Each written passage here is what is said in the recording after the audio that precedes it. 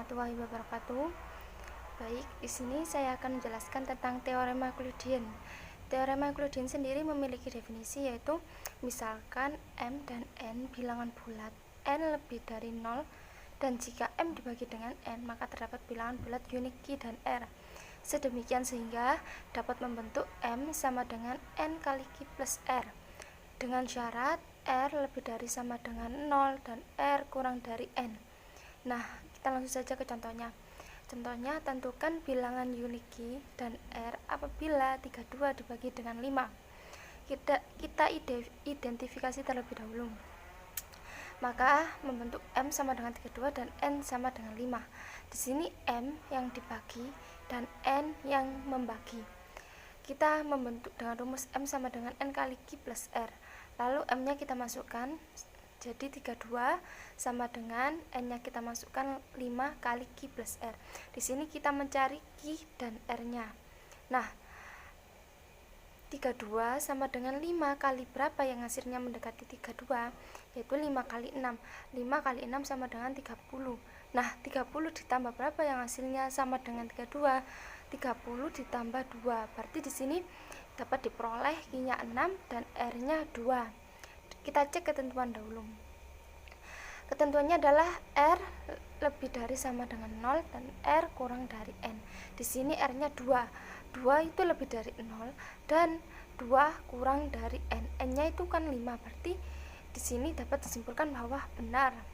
Nah, kita langsung saja ke contoh soal yang kedua, yakni tentukan bilangan unik Q dan R apabila min 22 dibagi 7. Kita langsung saja seperti yang pertama tadi. M sama dengan N kali Q plus R. Kita masukkan M-nya, M min 22 ditambah min 22 sama dengan 7 dikali Q plus R. Nah, 7 dikali berapa yang mendekati min 22? 7 dikali min 3. 7 dikali min 3 sama dengan min 21. Min 21 ditambah berapa yang hasilnya sama dengan min 22. Berarti min 21 ditambah dengan min 1. Nah, kita dapat menyimpulkan bahwa Q sama dengan min 3 dan R sama dengan min 1. Kita cek ketentuan dahulu. R-nya min 1. Min 1 itu kurang dari 0, berarti salah. Sedangkan di sini N-nya 7, R-nya min 1, maka R kurang dari 7 benar. Tapi di sini yang salah adalah R kurang dari 0. Maka soal tersebut salah. Oke, baik. Di sini saya akan melanjutkan dengan menjelaskan tentang pembagian bersama terbesar atau biasa disingkat dengan PBB. Nah, PBB di sini memiliki definisi, yaitu misalkan A dan B bilangan bulat tidak 0 dan pembagi bersama terbesar dari A dan B adalah bilangan bulat terbesar dari D. Sedemikian hingga dapat disimpulkan D habis membagi A dan D habis membagi B. Dalam hal ini kita nyatakan bahwa PBB dari A dan B sama dengan D. Nah, kita langsung saja ke contoh ya. Contoh dari faktor pembagi 45 dan faktor pembagi dari 36. Faktor pembagi dari 45 adalah 1, 3, 5, 9, 15, dan 45. Dari 36 sendiri 1, 2, 3, 4, 9, 12, dan 18. Nah, setelah itu kita mencari faktor pembagi bersama dari 45 dan 36. Yang ada di 45 dan 36 merupakan 1, 3, dan 9. Nah, habis mencari faktor pembagi bersama 45 dan 36, kita mencari faktor pembagi bersama terbesar dari 45 dan 36. Yang terbesar dari 139 adalah 9. Maka pembagi bersama terbesar bilangan bulat D ada dari 45 dan 36 adalah 9. Nah, kita langsung saja ke teorema kedua. Teorema kedua berbunyi, misalkan M dan N bilangan bulat dengan syarat N lebih besar dari 0, sedemikian sehingga membentuk M sama dengan N kali Q plus R dengan syarat R lebih besar dari sama dengan 0, R kurang dari N. Maka PBB dari M dan N sama dengan PBB dari N dan R. Nah, langsung saja kita ke contohnya. Contoh di sini adalah M-nya 60 dan N-nya 18. Kita masukkan M 60 sama dengan N-nya 18 dikali Q plus R. Nah, 18 dikali berapa yang mendekati dengan 60? 18 dikali 3. 18 kali 3 sama dengan 54. 54 ditambah berapa yang hasilnya sama dengan 60? 54 ditambah 6. Jadi di sini dapat disimpulkan dari maka PBB dari 60 dan 18 sama dengan PBB dari 18 dan 6, yakni diperoleh 6. Oke, mungkin itu saja yang bisa saya jelaskan tentang pembagian bersama terbesar. Oke, baik, di sini saya akan melanjutkan dengan membahas tentang algoritma Euclidean. Nah, algoritma Euclidean di sini merupakan algoritma untuk mencari PBB dari dua buah bilangan. Nah, langsung saja kita ke definisi algoritma Euclidean. Nah, di sini terdapat definisi, yaitu yang pertama, jika n sama dengan 0, maka m adalah PBB dari m dan n. Di sini stop. Tetapi jika n tidak sama dengan 0, maka kita lanjutkan ke langkah kedua. Nah, langkah kedua di sini adalah bagilah m dengan n dan misalkan r adalah sisanya. Nah, kita lanjut ke ketiga di sini ganti nilai m dengan nilai n dan nilai n dengan nilai r. Lalu ulang kembali ke langkah pertama. Definisinya berbunyi seperti itu. Kita langsung saja ke contohnya agar lebih mudah dipahami ya. Contohnya di sini adalah misal m sama dengan 80 dan n sama dengan 12 dan penuhi syarat m lebih besar dari sama dengan n, akan dicari PBB dari 80 dan 12 dengan algoritma Euclidean sebagai berikut. Contoh, kita masukkan ke rumus, yaitu m sama dengan n kali q plus r. Di sini kita masukkan m-nya 80, n-nya 6 dan q plus r. Di sini 6 dikali berapa yang mendekati 80? 6 dikali 12 ditambah dengan 8. Nah, setelah itu n-nya kita turunkan, n-nya 12 kita turunkan sama dengan 1 dikali berapa yang mendekati dengan 12? 1 dikali 8, 1 kali 8, 8 ditambah berapa yang sama dengan 12? Ditambah 4. Nah, lalu n-nya turun lagi, n 8 sama dengan 2 dikali berapa yang mendekati dengan 8 atau sama dengan 8? 2 dikali 4. Nah, 2 kali 4 di sini kan 8. Berarti sudah sama kan? Kalau sudah sama berarti dijumlah dengan 0. Maka sisa pembagian terakhir sebelum 0 adalah 4. Nah, itulah. Mungkin itu saja yang dapat saya jelaskan. Selebihnya akan dijelaskan oleh rekan saya. Mungkin itu saja. Sekian. Terima kasih. Bismillahirrahmanirrahim. Baik, di sini saya akan melanjutkan penjelasan dari rekan saya. Saya akan menjelaskan tentang modulo. Modulo adalah suatu operasi yang menghasilkan sisa pembagian dari suatu bilangan terhadap bilangan lainnya. Notasinya yaitu A modulo M sama dengan R, sedemikian hingga A sama dengan MQ plus R dengan 0 kurang dari sama dengan R kurang dari N. Misalkan A adalah bilangan bulat dan M adalah bilangan bulat lebih dari 0. Jika bilangan bulat A dan bilangan bulat M dibagi, maka menghasilkan sisa yaitu R dengan 0 kurang dari sama dengan R kurang dari M. Contoh yaitu 23 modulo M sama dengan 23 modulo M sama dengan 3, maka 23 dibagi dengan 5 menghasilkan 4 dan dengan sisa 3. Dengan syarat A sama dengan MQ plus R, A-nya 23, M-nya 5 dan Q-nya 4 serta R-nya 3, maka 23 sama dengan 5 dikali 4 ditambah 3 dengan 0 kurang dari sama dengan 3 kurang dari 5, maka itu memenuhi syarat, yang mana 0 kurang dari 3 kurang dari sama dengan 3 kurang dari 5. Contoh yang kedua yaitu 27 modulo 3 sama dengan 0, maka 27 sama dengan 9, 3 dikali 9 ditambah 0 dengan 0 kurang dari sama dengan 0 kurang dari 3. Yang kedua yaitu kongruen. Misalkan A dan B adalah bilangan bulat dan M adalah bilangan bulat lebih dari 0, yang dikatakan A kongruen dengan B modulo M jika dan hanya jika M habis membagi A dikurangi B.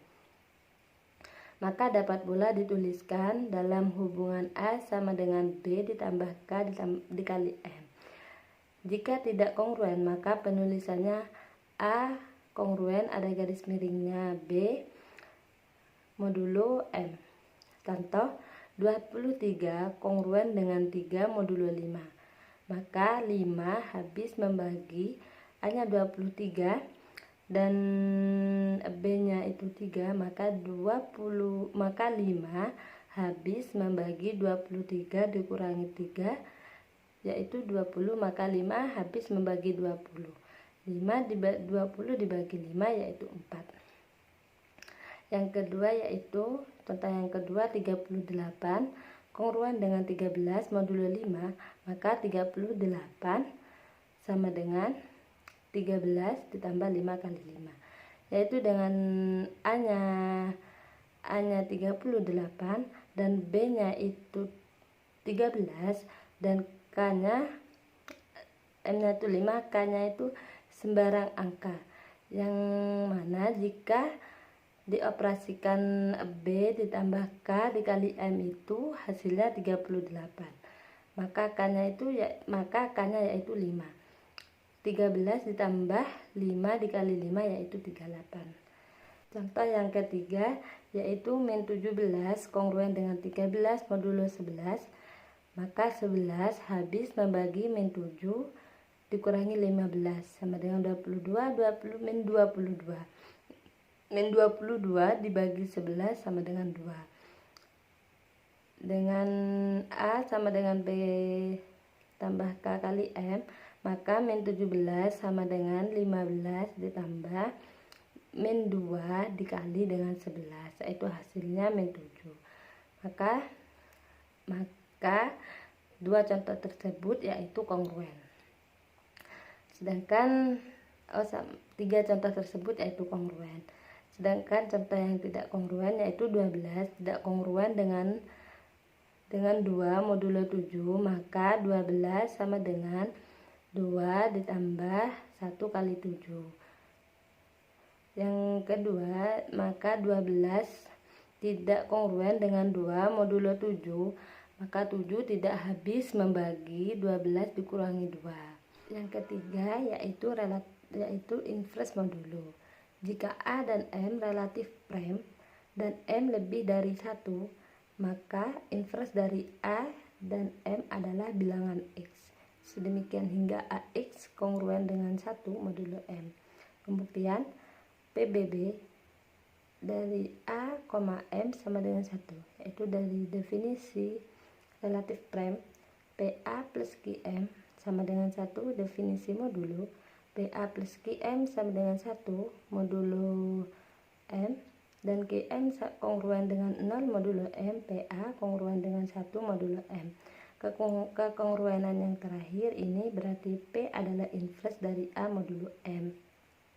Contoh, tentukan inverse dari 4 modulo 9. Karena PBB dari 4,9 sama dengan 1, maka inverse dari 4 modulo 9 adalah ada. Dari algoritma Euclidean diperoleh 9 sama dengan 2 dikali 4 tambah 1.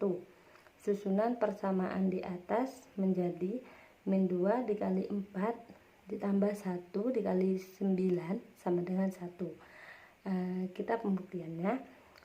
Maka dari persamaan terakhir diperoleh min 2 adalah inverse dari 4 modulo 9. Maka pembuktiannya min 2 dikali 4 kongruen dengan 1 modulo 9, maka 9 habis membagi min 2 dikali 4 dikurangi 1 sama dengan min 9. Maka 9 habis membagi min 9. Namun ada satu cara lagi untuk mencari inverse modulo, yaitu dengan AX kongruen dengan 1 modulo 9. yang mana AX sama dengan 1 ditambah KM, definisi kekongruenan, sehingga untuk menemukan inverse modulo ekuivalen dengan menemukan X dan K sedemikian hingga X sama dengan 1 ditambah KM per A. Contoh 4 modulo 9, maka 4X kongruen dengan 1 modulo 9. Inverse dari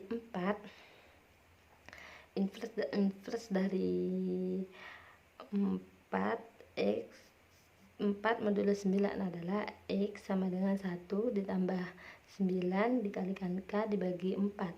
Dengan mencoba K-nya itu 3, maka X sama dengan 1 plus 9 dikali 3 dibagi 4, yaitu X-nya sama dengan 7. Dengan kita mencobakannya itu min 1, saya mencobakannya itu min 1, maka X sama dengan 1 ditambah 9 dikali min 1 dibagi 4, yaitu X-nya min 2. Kita membuktikan 4 dikali 7 kongruen dengan 1 modulo 9, maka 9 jika 9 itu dibagi dengan 28 dikurangi 1 yaitu 3, maka salah, kan X-nya itu bukan 7.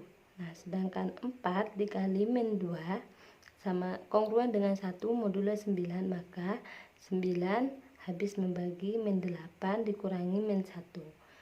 Maka jika 9 dibagi min 8 dikurangi min 1, maka itu 9 dibagi min 9, maka 9 dibagi min 9 itu hasilnya min 1, maka itu inverse modulonya.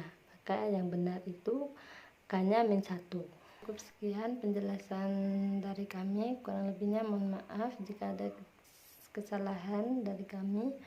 Wabillahi taufiq wal hidayah. Wassalamualaikum warahmatullahi wabarakatuh.